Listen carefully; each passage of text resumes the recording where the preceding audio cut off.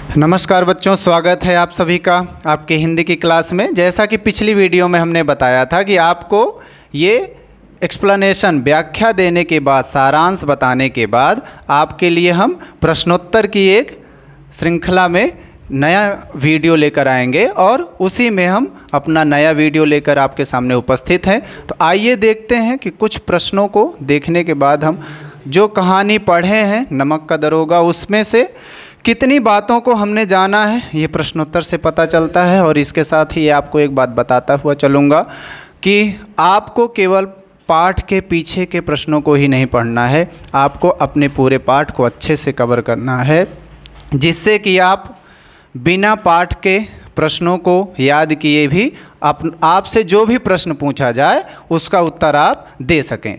यह ऐसा ना लगे कि आपको कुछ नया मिल रहा है, आपको अच्छे से पाठ पढ़ा होना चाहिए। तो इसके लिए आपको पहला वीडियो देखना होगा जो कि हमने आपको पहले ही बता दिया है और उसमें अच्छे से हमने उसका एक्सप्लेनेशन दिया है।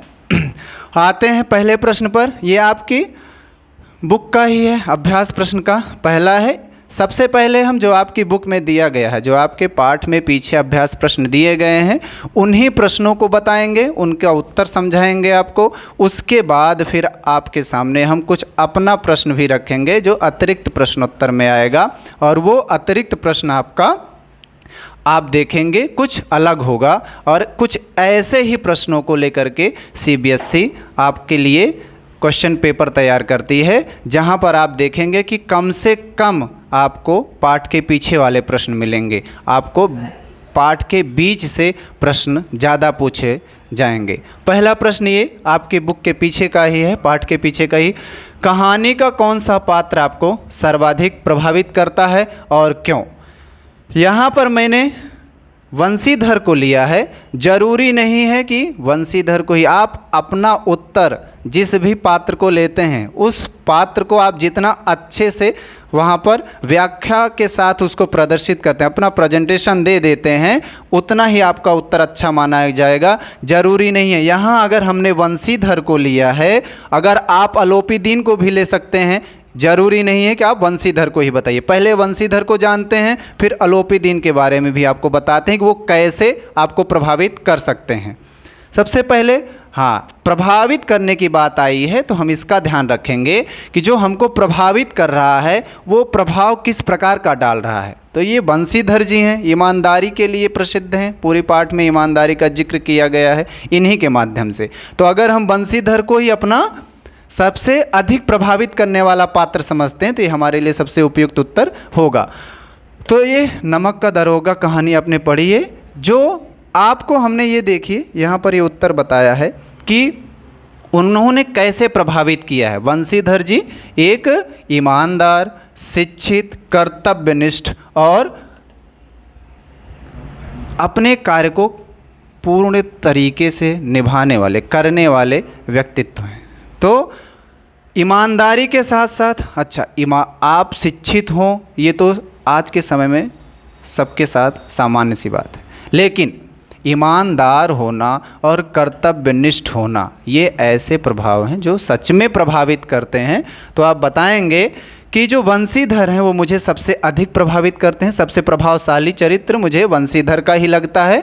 और वो इस प्रकार लगता है क्योंकि उन्होंने कर्तव्यनिष्ठता के साथ साथ यहाँ पर दयनीय स्थिति का हवाला देते हुए, जब उनके पिताजी ने उन्हें घर की जो उनकी, क्योंकि वो सामान्य परिवार से थे, उनकी घर की स्थिति दयनीय थी, तो उन्होंने बेईमान बनने के लिए उनको अग्रसित किया कि आप अगर कहीं से रिश्वत मिल जाती है तो उसको ज़रूर लीजिएगा। लेकिन उन्होंने ऐसा नहीं किया। उनके पिताजी उनको यह सिखाए थे कि जो रिश्वत होती है, ऊपरी आमदनी होती है, ईश्वर का उपहार होता है।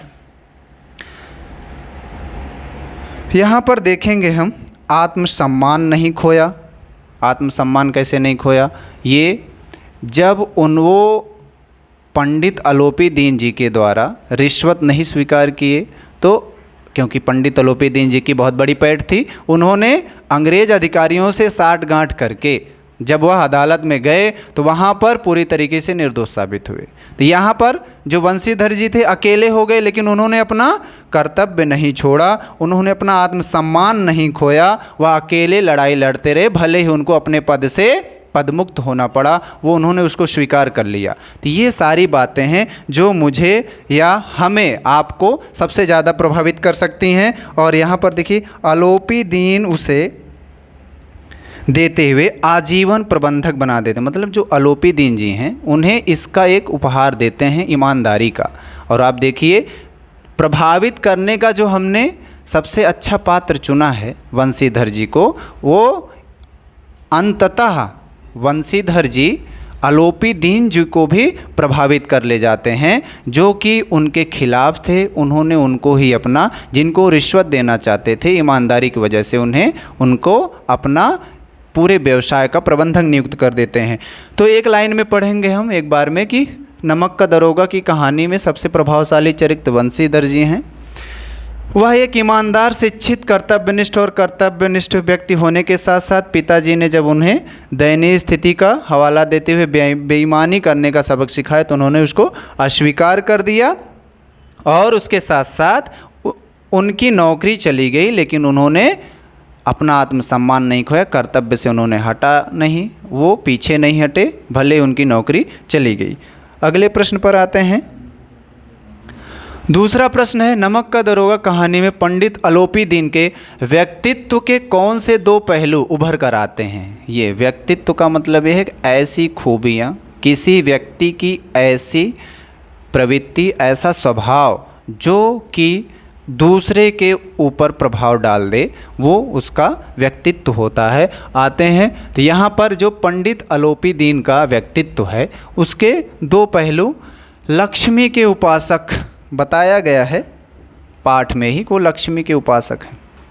लक्ष्मी के उपासक का मतलब है कि धनों को खूब इकट्ठा किए हैं वो, और उनका ये मानना है कि अगर धन है हमारे पास तो हम किसी को भी अपनी तरफ मोड़ सकते हैं, उनको अपने तरीके से जैसा चाहते हैं वैसा ही उपयोग कर सकते हैं। और यहाँ पर ये लिखा भी हुआ है कि वह लक्ष्मी को सर्वोच्च मानते हैं, कुशल वक्ता हैं। कुशल वक्ता कैसे हैं? उन्होंने जब वंशीधर जी को देखा कि उनके नमक को, जो नमक का ट्रक जा रहा है, उन्होंने पकड़ा है, तो उन्होंने क्या कहा, अरे दरोगा बाबू, अगर आपको ज़्यादा ज़रूरत थी तो बताए होते, कुछ और हम भिजवा देते, मुझे ये नहीं पता था कि आपको और चाहिए। उन्होंने ये कतई नहीं कहा कि आपने ऐसा क्यों किया, उन्होंने पॉजिटिव तरीके से, सकारात्मक तरीके से अपनी बात को उनके सामने रखा। तो आते हैं यहाँ तक कि सभी को अदालत में खरीद रखे हैं, इसलिए बिना किसी डर के वे नमक का अवैध कारोबार करते हैं। वंशीधर द्वारा पकड़े जाने पर वह न केवल अदालत में धन बल का उपयोग करके खुद को मुक्त कर लेते हैं, बल्कि वंशीधर को अपनी नौकरी से भी निकलवा देते हैं। मतलब थोड़ा सा यहाँ निकलवा देता आया है। तो हम इसलिए यहाँ पर ये इसलिए आए क्योंकि अलोपी दीन का जो व्यक्तित्व है वो यहाँ ठीक नहीं है, तो थोड़ा सम्मान नहीं दिया, लेकिन हम सम्मान के साथ कहेंगे कि निकलवा देते हैं। तो ये लक्ष्मी के उपासक के एक पहचान है, क्योंकि उनके पास अथाह संपत्ति थी, वो किसी के साथ कुछ भी करने के लिए पैसे का उपयोग करके जैसा चाहते थे वैसा कर सकते थे। आप सोचिए कि उन्होंने अंग्रेज अधिकारियों को भी खरीद कर रखा था। दूसरा है ईमानदारी की प्रशंसा। ये बात तब पता लगती है जब वो अंततः देखते हैं कि जो वंशीधर हैं वह अपना स्वभाव नहीं बदलते हैं, अपने कर्तव्य से पीछे नहीं हटते हैं। तो उन्होंने ऐसा किया क्या, उनको पहली बार ईमानदार व्यक्ति मिलता है, और यहाँ पर वे वंशीधर की ईमानदारी से प्रभावित हैं, स्वयं उसके घर जाते हैं और उसे अपनी सारी संपत्ति का एक अस्थायी प्रबंधक बनाते हैं। यहाँ पर वो चाहते तो उन्होंने वंशीधर को उनकी नौकरी से, उनके पद से मुक्त करवा दिया था, तो वो चाहते तो वो ना जाते। क्या ज़रूरत थी उनको वहाँ जाने की वंशीधर के घर पर, कि वहाँ जा कर के वो बताते कि आप इतना अच्छा कार्य किए, मुझे आप जैसे की ही ज़रूरत है। नहीं, वो अपना व्यापार और आगे बढ़ाते, और व्यापार को आगे बढ़ाते हुए वह वंशीधर के पास कभी ना जाते। लेकिन वह ईमानदार जो ईमानदारी की प्रशंसा है उन्होंने किया। और इस तरह से हम कह सकते हैं कि जो पंडित अलोपी दीन जी थे वह लक्ष्मी के उपासक के साथ साथ उन्होंने ईमानदारी को भी महत्व दिया। अगले प्रश्न पर आते हैं। कहानी के लगभग सभी पात्र समाज की किसी न किसी सच्चाई को उजागर करते हैं। ये कहानी को पढ़ाते समय हमने बताया था आपसे कि मुंशी प्रेमचंद जी ने इस कहानी को लिखा ही इसलिए था कि उस समय का समाज कैसा था उसको वह बता सकें। तो जो पात्र हैं वे सभी कुछ न कुछ समाज के प्रतीक को दिखाते हैं, प्रतीकार्थक रूप में लिया गया है। तो उसमें वृद्ध मुंशी, वकील और शहर की भीड़, इन सभी का प्रतीकार्थक रूप क्या है, ये सब किस सच्चाई को उजागर करते हैं समाज की, एक एक करके जानेंगे। ये जो वृद्ध मुंशी हैं ये वही वंशीधर जी जो हैं, वंशीधर जी के पिताजी हैं।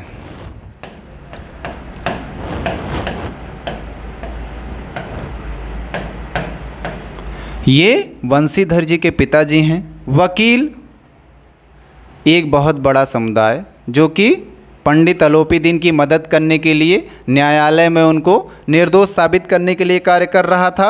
और शहर की भीड़ ये हमारा समाज है, समाज के ऐसे वर्ग के लोगों को दिखाया गया है जो कि समय रहते बदल जाते हैं। एक एक करके जानेंगे। वृद्ध मुंशी, वृद्ध मुंशी का चरित्र यहाँ बेईमान दिखाया गया है। समाज का ऐसा प्रतिनिधि, ऐसा व्यक्ति जो सामान्य वर्ग से संबंध रखता हो और वह अपने बच्चे को ही, अपने पुत्र को ही बेईमान बनने के लिए प्रेरित कर रहा है। और उनको सिर्फ और सिर्फ इसकी ज़रूरत क्यों पड़ी? क्योंकि वो गरीब थे। उनको ये लगता था कि पैसा कहीं से भी आए बस आना चाहिए, उसका तरीका कैसा है इससे कोई मतलब नहीं है।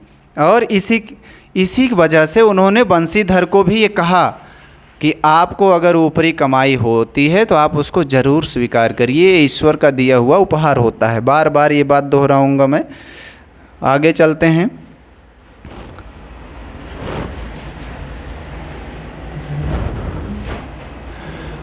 वकील, वकील जो है वो हमारे समाज का ऐसा वर्ग है जो कि गलत को गलत जानते हुए भी उसको सही साबित करने का प्रयास करता है। और नमक के दरोगा वाले पाठ में यही किया गया है, जिसमें आप देखेंगे कि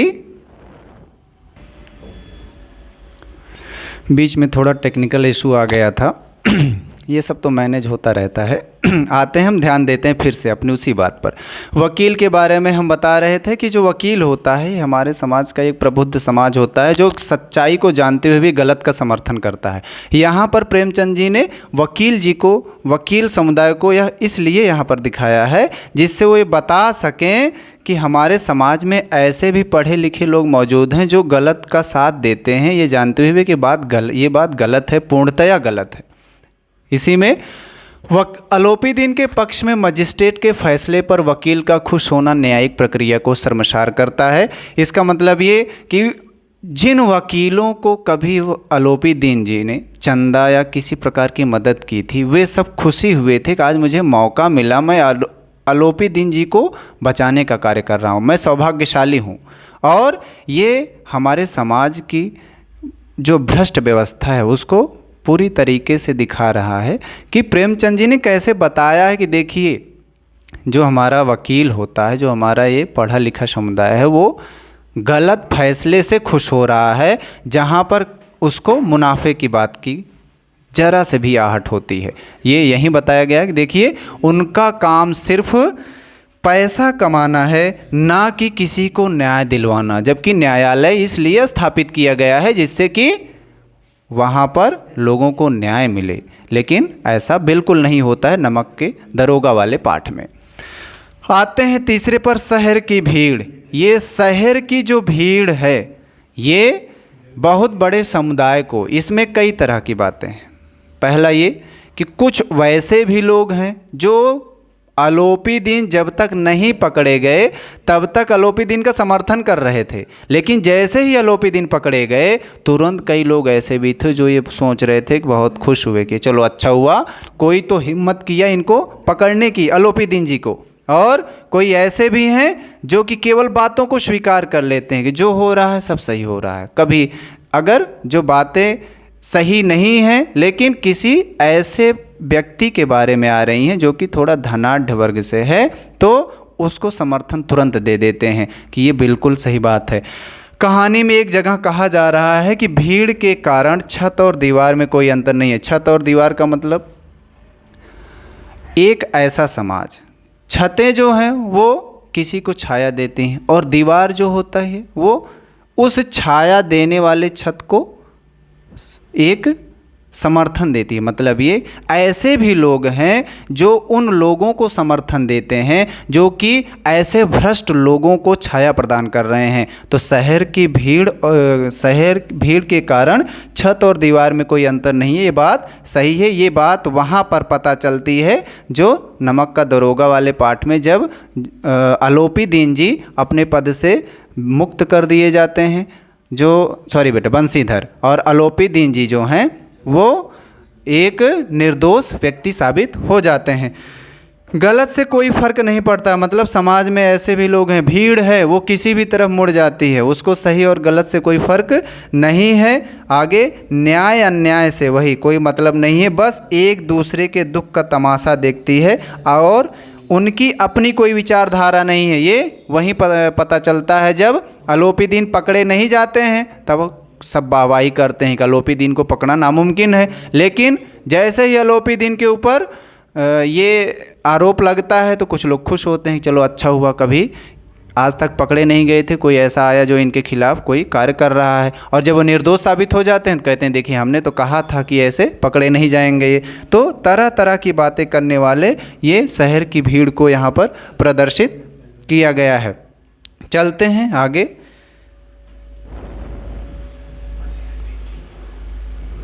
इसके बाद अगला प्रश्न, निम्न पंक्तियों को ध्यान से पढ़िए। इसमें नौकरी में ओहदे की ओर ध्यान मत देना। ये बंसीधर जी के पिताजी बताते हैं बंसीधर जी को कि निगाह चढ़ावे और चादर पर रखनी चाहिए। मतलब आपको केवल मुनाफे पर ध्यान देना है, क्या कार्य हो रहा है उस पर ध्यान नहीं देना है। और आगे ऐसा काम ढूंढना जहाँ कुछ ऊपरी आय हो।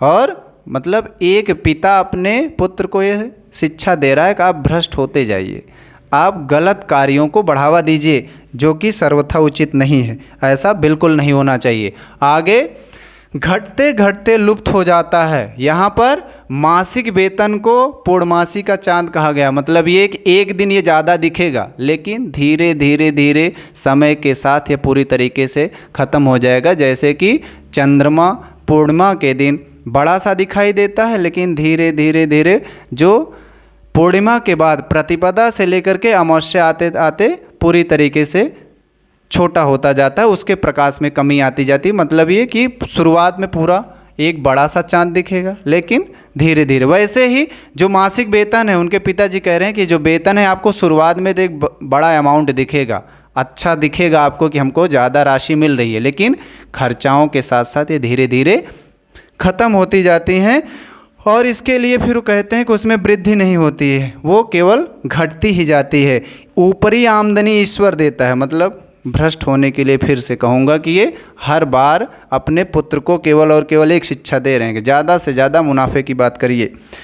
अब इसमें प्रश्न पूछा गया है कि यह किसकी उक्ति है, यह किसकी उक्ति है। उक्ति का मतलब होता है कथन, किसी के द्वारा कही गई बात। तो जो ये बात किसने कहा है, ये जो बंसीधर जी हैं, बंसीधर जी के पिताजी जो वृद्ध मुंशी हैं, उनके द्वारा कहे गए कथन है। मासिक वेतन को पूर्णमासी का चांद क्यों कहा गया है? इसलिए कहा गया है क्योंकि जैसे पूर्णिमा के दिन चांद बड़ा सा दिखाई देता है, ऐसे ही जब वेतन मिलता है तो वेतन भी एक राशि होती है, लेकिन धीरे धीरे वो राशि खर्चाओं के साथ व्यय होते होते एक दिन समाप्त हो जाती है। ठीक वैसे ही जैसे कि चंद्रमा छोटा होता जाता है। छोटा होना मतलब उसका जो आकाश में हम देखेंगे उसका जो आकार है वो घटता जाता है, बाकी चंद्रमा की जो चंद्रमा का आकार है वो वैसा ही रहेगा। आप क्या एक पिता के इस वक्तव्य से सहमत हैं? नहीं, हम बिल्कुल पूर्णतः इससे सहमत नहीं हैं, क्योंकि यह सर्वथा उचित नहीं है, ये अनुचित है, सर्वथा अनुचित है। कोई भी पिता अपने पुत्र को ऐसी शिक्षा दे कि आप भ्रष्ट होते जाइए, आने वाली जो पीढ़ी है वो तो फिर पूरी तरीके से भ्रष्ट होती ही जाएगी। पिता जो कि अपने पुत्र के लिए एक नायक का कार्य करता है, वो उसको कभी भी ऐसी शिक्षा नहीं देनी चाहिए। आते हैं, देखते हैं कि क्या क्या लिखा गया है इसमें। ये कथन वंशीधर के पिताजी का है। तो इसके बाद ये लिखित रूप से वंशीधर के पिताजी का ये कथन है। और फिर पूर्णमासी के चंद्रमा का अर्थ है कि चांद महीने में एक बार पूर्णिमा को दिखाई देता है, और मासिक वेतन भी महीने में केवल एक बार प्राप्त होता है। उसी तरह पूर्णिमा के बाद चंद्रमा का आकार घटता जाता है। ये इसको वेतन से तुलनात्मक रूप से बताया गया है कि कैसे वह धीरे धीरे व्यय करते करते ख़त्म हो जाता है। वैसे ही आगे चलते हैं वंशीधर के पिता के इस कथन से। ये हमने आपको अभी बताया ही कि ये बिल्कुल गलत नहीं है, सॉरी बेटा, बिल्कुल सही नहीं है, ये स्वीकार योग्य नहीं है। क्योंकि एक पिता अपने बच्चे के लिए दुनिया में सबसे बड़ा नायक होता है, मतलब एक वो उसके लिए प्रेरणा का स्रोत होता है। और अगर कोई अपने पिताजी से प्रेरणा नहीं लेगा तो फिर वह किससे प्रेरणा प्राप्त करेगा। आते हैं फिर अगले प्रश्न पर चलते हैं। अगला है, नमक का दरोगा कहानी के कोई दो अन्य शीर्षक बताते हुए उसके आधार को भी स्पष्ट कीजिए। आधार का मतलब ये है कि उसका कहानी में क्या रोल है, वो किस तरीके से कहानी में अपनी भूमिका को बता रहा है। तो जैसे इसका दूसरा जो हम अन्य शीर्षक लेना चाहेंगे वो बता सकते हैं, कहानी में हर जगह वंशीधर अपने कर्तव्य को निभाते हुए आ रहे हैं, तो अलग एक शीर्षक इसका कर्तव्य भी हो सकता है। और इसी से संबंधित एक प्रश्न मैं आपको अभी सबसे लास्ट में बताऊंगा, जो कि इसका और क्या क्या शीर्षक हो सकता है सबसे लास्ट में बताएंगे। पहले इसको पढ़ते हैं। वंशीधर एक ईमानदार और कर्तव्यनिष्ठ दरोगा है जो अपने कर्तव्य से विचलित नहीं होता है, यहाँ तक कि आलोपी दीन का भारी रिश्वत भी उसे अपने कर्तव्य से नहीं रोक पाता है। वह अदालत में हार जाते हैं, पदमुक्त हो जाते हैं, लेकिन अपने कर्तव्य से पीछे नहीं हटते हैं, अपनी वफादारी को नहीं छोड़ते हैं। ये अच्छा शीर्षक है क्योंकि कर्तव्य निष्ठता की बात की गई है। दूसरा शीर्षक हम कह सकते हैं सत्य की विजय। अभी आप कहेंगे कि सत्य की विजय कैसे हो सकती है, क्योंकि जो वंशीधर हैं वो तो नौकरी से अपने हाथ धो लेते हैं। अब बताइए, कोई व्यक्ति अगर कोई सही कार्य कर रहा है, किसी गलत को अगर दंड दिलवाने का प्रयास कर रहा है और वह खुद अपने पद से हाथ धो देता है, वह अपनी नौकरी को खो देता है, तो ये कैसे सत्य की विजय हुई? सत्य की विजय इसको इसलिए कहेंगे क्योंकि वंशीधर ने किसी प्रकार की चिंता नहीं की, सत्य के राह पर चलते हुए उन्होंने अपनी नौकरी को गंवा दिया, लेकिन अंततः एक दरोगा से भी बड़े पद पर उनको बैठा दिया गया। आलोपी दीन का पूरा साम्राज्य, मतलब आलोपी दीन का साम्राज्य इतना बड़ा था कि उससे कई ऐसे दरोगा को खरीदा जा सकता, तो उन्होंने पूरे ब्रिटिश सरकार को ही अपने अधीन कर लिया था, मतलब पैसों से उनको प्रभावित कर दिया था। तो उस पूरे उनके साम्राज्य का मालिक बन जाना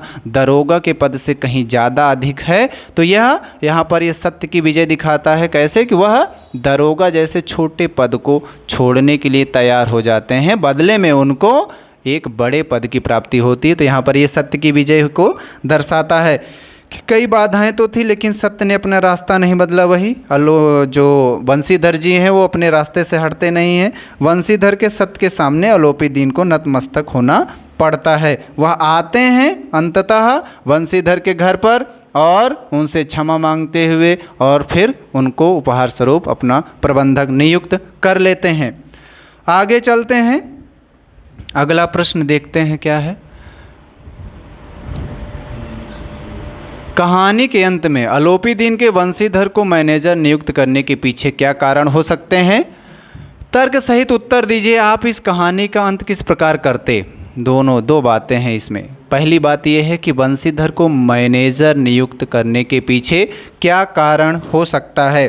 तो मैनेजर नियुक्त करने के पीछे का कारण उनकी ईमानदारी, कर्तव्यनिष्ठता, क्योंकि आलोपी दीन जी अपने पूरे जीवन के कार्यकाल में कभी भी उन्होंने ये देखा ही नहीं था कि कोई ऐसा व्यक्ति मिला हो जो ईमानदार हो, और पहली बार उनको कोई ईमानदार व्यक्ति उसमें आज तक कभी कोई मिला ही नहीं था जो वंशीधर की तरह आलोपी दीन को प्रभावित कर सके। इसीलिए उन्होंने उनको अपना मैनेजर नियुक्त किया था, मतलब पूरे साम्राज्य का प्रबंधक बना दिया। इसके पहले हर कोई उनसे मुनाफा प्राप्त करने का पूरा प्रयास करता रहा। हर कोई चाहता कि मुझे कहीं से भी आलोपी दीन जी की कृपा से कुछ मिल जाए, लेकिन ये वंशीधर ऐसे एकमात्र इंसान मिले उनको जो कि कभी भी उनसे मुनाफे की चाह नहीं की, केवल अपने कर्तव्य के लिए कार्य करते रहे। इसीलिए उन्होंने उनको अपना मैनेजर नियुक्त किया। आलोपी दीन एक व्यापारी था जो प्रणाली का पालन करता था, वस्तुओं, कीमतों, दंड, सभी नीतियों और भ्रष्ट प्रणाली का सही उपयोग करता था। मतलब ये कि कहाँ किसको किस तरीके से अपनी तरफ मोड़ लेना है, अपने विचार को उसमें भर करके, जिससे कि वह उनकी तरफ, उन्हीं की तरह, उन्हीं के फेवर में आ जाए, उनकी बात के खिलाफ न बोले, वो हर तरीके से उसका प्रयोग करते थे। वंशीधर को इतना ईमानदार व्यक्ति दिखाया गया था जिसे अपना प्रबंधक बनाकर वह अपनी संपत्ति के बारे में पूरी तरह आश्वस्त हो सकता था। मतलब ये कि पूरी तरीके से कहानी में वंशीधर को ईमानदार व्यक्ति बताया गया था, और पंडित आलोपी दीन को ये पूरा विश्वास हो चुका था कि यही एक व्यक्ति ऐसे हैं जो उनके साम्राज्य के लिए उपयुक्त साबित हो सकते हैं। दूसरा पार्ट इसी का है कि आप इस कहानी का अंत किस प्रकार करते। तो अगर हम होते तो यही सब है, ऐसे ही प्रश्न सीबीएसई आपसे पूछती है कि आप अगर इस स्थान पर होते तो क्या करते। इस तरह के प्रश्नों का उत्तर आपको तभी आ सकता है जब आपने थोड़ा सा ध्यान देकर पाठ को पढ़ा हो, और उसके साथ साथ आपके मन में थोड़ी सी क्रिएटिविटी होनी चाहिए। आगे कि वंशीधर ये कहानी का अंत किस प्रकार करते, तो हम इसका अंत इस प्रकार करते कि जो अंततः वंशीधर के घर पर आलोपी दीन जाते हैं, और जाने के बाद वह उनको बताते हैं कि मैं आपको उपहार स्वरूप अपना प्रबंधक नियुक्त करता हूँ। मैं होता तो ऐसा बिल्कुल न करता। हम होते तो यहाँ पर ये दिखाते कि जब आलोपी दीन निर्दोष साबित हो जाते हैं न्यायालय में, और वंशीधर को पद से हटा दिया जाता है, तो उसके बाद भी वंशीधर हार नहीं मानते हैं और इसके लिए प्रयास करते रहते हैं। और एक दिन ऐसा आता है कि जब आलोपी दीन जो हैं वह वंशीधर से मिलने आते हैं, तो वहाँ पर वंशीधर उनसे कहते हैं, जब वो उनको अपना मैनेजर नियुक्त करते हैं, तो वहाँ पर वंशीधर ये शर्त रख देते हैं कि आप हमको मैनेजर बनाने के बजाय आप अपना जो दोष है, जो आपका किया गया अपराध है आपके द्वारा, उसको स्वीकार करिए, आप अपनी सज़ा को भुगतिए, जुर्माना भरिए। ये इस प्रकार से अंत करते। न्यायालय के द्वारा उनको हम दोषी साबित करवाकर उनको जो भी उनका दंड था वह उनको दिलवाते। पढ़ते हैं कि वंशीधर की दृढ़ता, अन्याय को सहन करना, लेकिन अपने कर्तव्य पथ से न हटना आलोपी दीन के आत्मग्लानि का कारण बन गया। आत्मग्लानि का मतलब यह है कि खुद से ही वह चिंतित हो गए, परेशान हो गए, दुखी हुए। आगे उसकी वजह से उसकी नौकरी भी छूट गई। आत्मग्लानि के छुटकारा पाने के लिए उसके पास इससे बेहतर कोई उपाय नहीं था। ये सही है कि अगर किसी व्यक्ति को अपनी गलती का एहसास हो जाए, ये सबसे बड़ा सुधार होता है।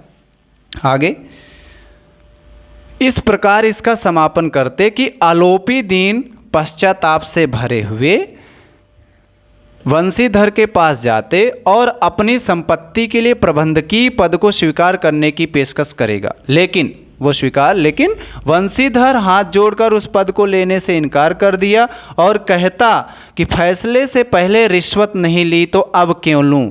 सही बात है, उन्होंने जब न्यायालय में पद से हटा दिया गया उनको, जब वो चाहते तो रिश्वत ले लेते और अपने पद पर बने रहते, तो जब वो वहाँ पर रिश्वत नहीं ली तो यहाँ क्यों लें।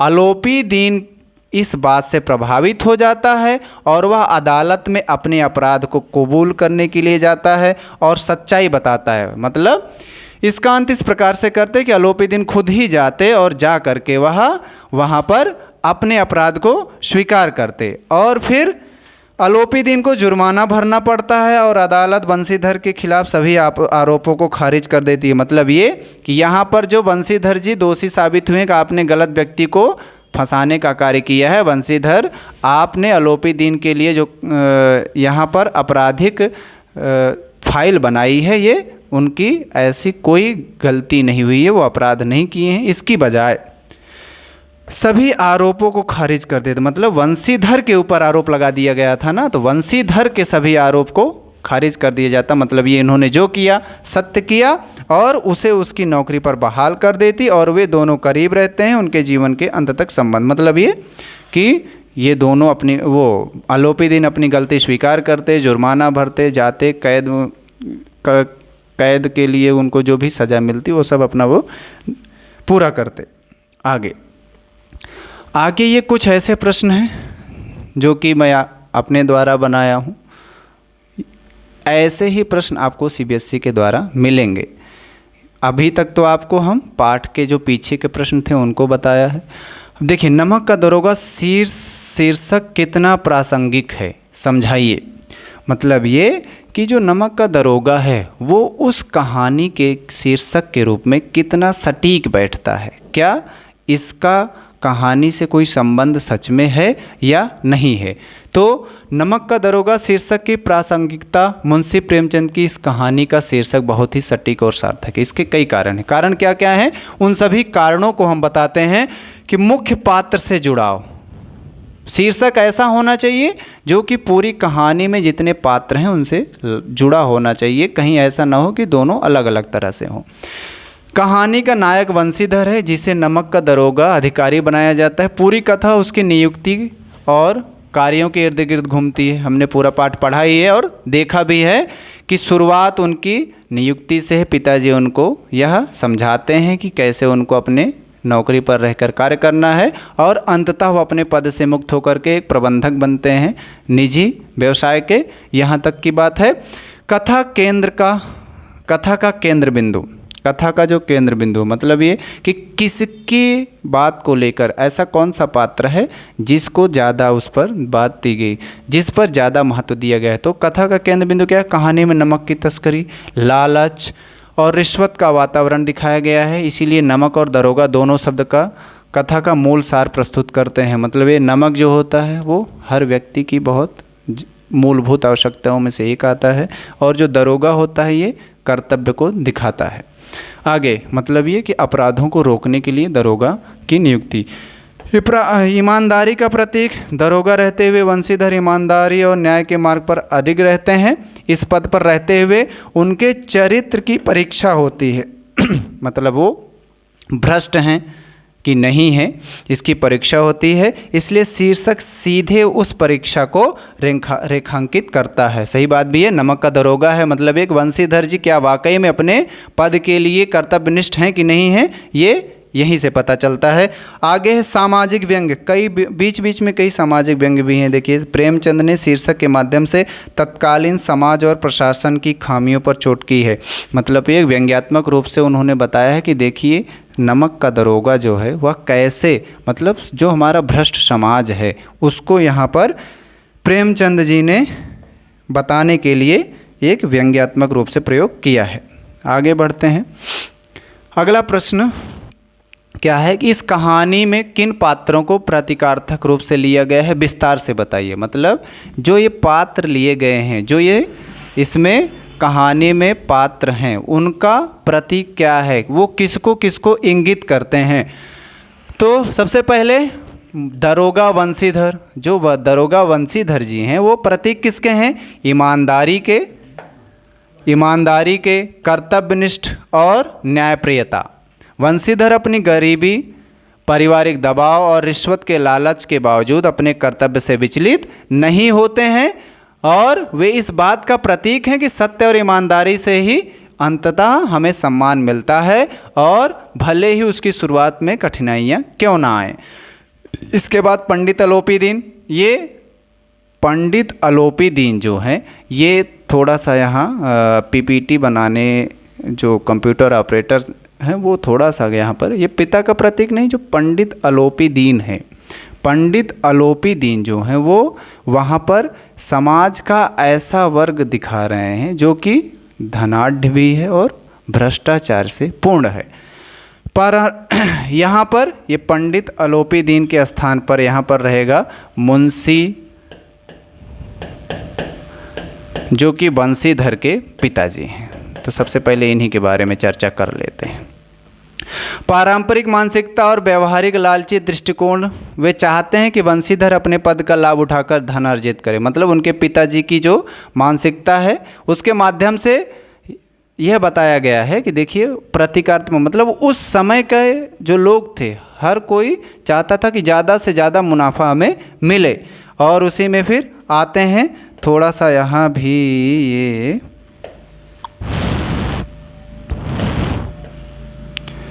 यहाँ पर हम पंडित अलोपी दीन का नाम लिखेंगे, यहाँ पर अलोपी दीन होना चाहिए।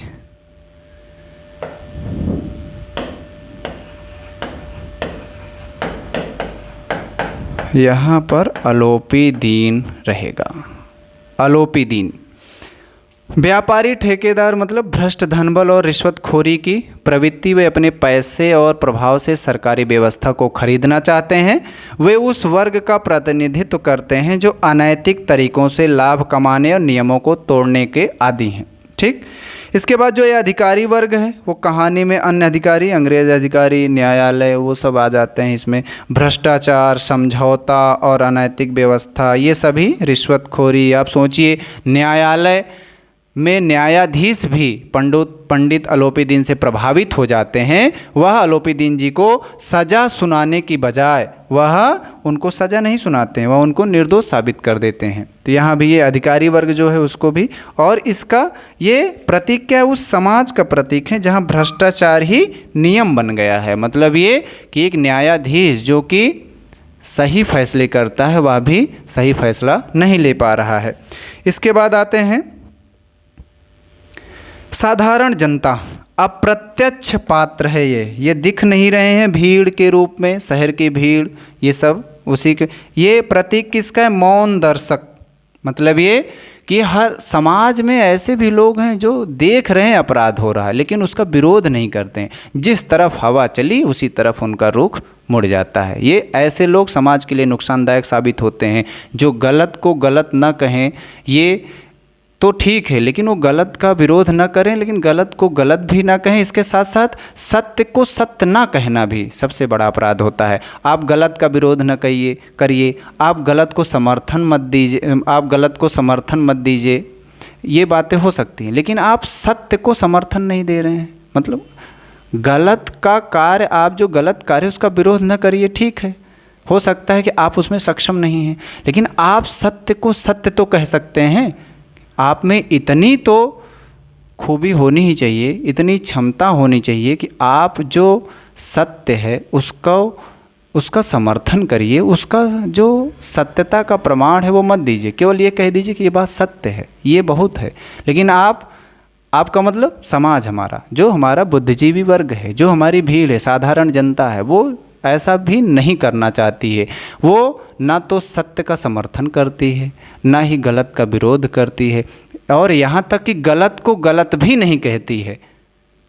ऐसे लोग, ऐसा समाज बहुत नुकसानदायक साबित होते हैं, ये समाज के लिए हानिकारक होते हैं। आगे चलते हैं। अंत में जो हमने आपसे बताया था शुरुआत में ही, वहाँ पर केवल 2 शीर्षक आए थे, कर्तव्य और कर्तव्य के साथ साथ जो नमक का दरोगा है। लेकिन यहाँ पर हम बताएंगे कि नमक का दरोगा जो है उसकी ये प्रेमचंद की प्रसिद्ध कहानी है। इसके कुछ अन्य संभावित शीर्षक भी आप अपने मन से, यही है जो आप अपने मन से बता सकते हैं। कुछ और भी इसके संभावित शीर्षक हैं, वे कौन कौन सी हैं? ईमानदारी का पुरस्कार, ईमानदारी का जो पुरस्कार है वो हम दे सकते हैं, क्योंकि जो बंशीधर जी हैं उनको ईमानदारी का पुरस्कार मिलता है। न्याय और सत्य की जीत, न्याय और सत्य की जीत भी कह सकते हैं हम, क्यों? क्योंकि अंततः आलोपी दिन खुद ही जा कर के वंशीधर जी से माफ़ी मांगते हैं कि हमने गलत किया। इसके बाद अडिग ईमानदारी, ये तो वंशीधर का चरित्र ही है कि वो अपने ईमानदारी पर, मतलब वो अपने कार्य को, अपना उनका जो कर्तव्य है वो उस पर अडिग रहते हैं। ईमानदारी के लिए वो जरा सा भी इधर उधर नहीं होते, तनिक सी भी वो यह नहीं महसूस होने देते हैं खुद को कि हम गलत कर रहे हैं। उनको पूरी तरीके से, उनका ये आत्मबल उनको पूरी तरीके से प्रोत्साहित कर रहा था कि हम जो कर रहे हैं अपने कर्तव्य के लिए कर रहे हैं, और ये बहुत सत्य बात है और ये हमारे लिए ज़रूरी है। लोभ पर विजय, लोभ का मतलब ये है कि जहाँ पर लालच आता है, जहाँ हम बहुत ज़्यादा कमाने की इच्छा करते हैं, ज़्यादा प्राप्त करने की इच्छा करते हैं, तो यहाँ कमाने के लिए इसलिए मैंने प्रयोग किया क्योंकि वहाँ पर आमदनी की बात आई थी। वंशीधर जी एक व्यवसाय, एक पद पर हैं, उनके पिताजी उनको बहुत ज़्यादा आमदनी की बात बताते हैं कि आपको अच्छे से ज़्यादा आमदनी करनी है, तो ये लोभ पर मतलब इसीलिए मैंने कमाने की बात बोली। लोभ का मतलब ये होता है कि अधिक प्राप्त करने की, जितना मिल रहा है उससे भी ज़्यादा अधिक मिलता जाए और आपकी इच्छाएं बढ़ती जाए, मतलब मनुष्य की इच्छाएं बढ़ती जाएं, तो वहाँ पर लोभ की बात आती है। तो लोभ पर विजय, लोभ पर विजय कैसे है? ये वही वंशीधर जी हैं, क्योंकि उनको जरा सा भी, मतलब उनको जो वेतन मिल रहा है वही उनको पर्याप्त लगता है। वो रिश्वत नहीं लेते हैं, ऊपरी आमदनी नहीं चाहिए उनको, यहाँ तक कि अपने पिताजी की बात को भी नकार दे रहे हैं। तो ये सब क्या है? लोभ पर विजय की बात को दर्शाता है। कर्मठ दरोगा, कर्मठ का मतलब ये होता है कि जो कार्य करने के लिए हमेशा अग्रसर रहे, अपने कार्य को बहुत अच्छे ढंग से करे। तो ये कर्मठ दरोगा मतलब ये कि दरोगा के पद पर रहते हुए उन्होंने जो आलोपी दिन हैं उनको पकड़ने का कार्य किया। वो पीछे नहीं हटते हैं कि हमको पीछे हट जाना चाहिए। आलोपी दिन की रिश्वत को स्वीकार नहीं करते हैं, उनको ये जरा सा भी अच्छा नहीं लगता है कि मैं उनकी रिश्वत को स्वीकार करूं। सत्य की जीत, सत्य की शक्ति, सत्य की शक्ति यहाँ पर ये दर्शाया गया है कि मतलब हम कह सकते हैं, इसका एक शीर्षक यह भी कि वंशीधर जी, और आपको ये लग रहा होगा बार बार वंशीधर का ही नाम मैं ले रहा हूँ, तो इसलिए ले रहा हूँ बेटा क्योंकि वंशीधर ही मुख्य नायक हैं। वंशीधर के ही द्वारा पूरी कहानी को रचा गया, मतलब वंशीधर ही ऐसे हैं जिनके इर्द गिर्द, जिनके चारों तरफ, जिनकी कार्यशैली, जिनकी कार्यप्रणाली, जिनके ईमानदारी, जिनके व्यक्तित्व को ही लेकर के पूरी कहानी लिखी गई है और उन्हीं से कोरिलेट किया गया है समाज को, समाज में रहने वाले लोगों को, समाज में जो उच्च वर्ग के भ्रष्ट लोग हैं या भ्रष्ट लोग हैं या फिर जो अधिकारी वर्ग है, समाज के सभी लोगों को वंशीधर से ही जोड़ा गया। इसीलिए बार बार वंशीधर का नाम आ रहा है क्योंकि वो मुख्य नायक हैं पूरी कहानी के। तो सत्य की शक्ति, सत्य की शक्ति मतलब ये कि हम दिखाएंगे, देखिए अगर हम सत्य पर रहते हैं तो उसमें कितना बल होता है, सत्य में कितनी शक्ति होती है। देखिए वंशीधर जी अंततः अपने पद से मुक्त हो जाते हैं, लेकिन उससे भी बड़े पद पर जाते हैं। वो हर वो कार्य स्वीकार कर लेते हैं जो उनके सत्यता के बीच में बाधा डाल रहा है, मतलब वो सत्यता के लिए जो भी उनको दंड दिया जाए स्वीकार कर लेंगे, लेकिन वो गलत का समर्थन नहीं करेंगे, गलत को स्वीकार नहीं करेंगे। तो इस तरीके से ये 6 शीर्षक अन्य हो सकते हैं। अगर आप चाहें तो और भी शीर्षक जोड़ सकते हैं, जैसे कि एक शीर्षक हो सकता है कि पिता और पुत्र की नैतिकता, नैतिकता का पाठ भी कह सकते हैं हम। एक यहाँ पर हम अलग से जोड़ सकते हैं कि नैतिकता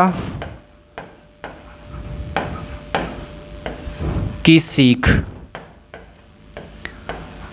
पूरे पाठ में नैतिकता की ही तो बात की गई है, तो ये एक हम और जोड़ सकते हैं, नैतिकता की सीख। अगर और भी जोड़ना चाहें हो तो हम एक और जोड़ सकते हैं कि क्या भ्रष्ट समाज, क्योंकि आलोपी दीन जैसे व्यक्ति भी वहाँ मौजूद हैं, तो यहाँ पर भ्रष्ट समाज भी हम दिखा सकते हैं। इस तरीके से प्रश्नों की श्रृंखला ये पूरी हुई। जो भी प्रश्न इससे बन सकते थे वो बन चुके हैं, और जितने प्रश्न संभव थे उनको हमने आपको बताया भी, उत्तर भी बताया। और आशा है कि आपको ये जितना भी प्रश्न का उत्तर हमने बताया है समझ में आया होगा। नहीं समझ में आया होगा तो फिर से एक बार आप देखिएगा, प्लेबैक स्पीड थोड़ा स्पीड नॉर्मल से थोड़ा पीछे करके, थोड़ा धीरे धीरे पॉज करके बीच बीच में रोक करके देखिएगा, अच्छे से एक्सप्लेन किए हैं। और उम्मीद करते हैं कि आपको ये वीडियो देखने के बाद इस पार्ट से संबंधित जितने भी प्रश्न हैं वो आ जाएंगे और आपको अपने उत्तर लिखने में सुविधा होगी।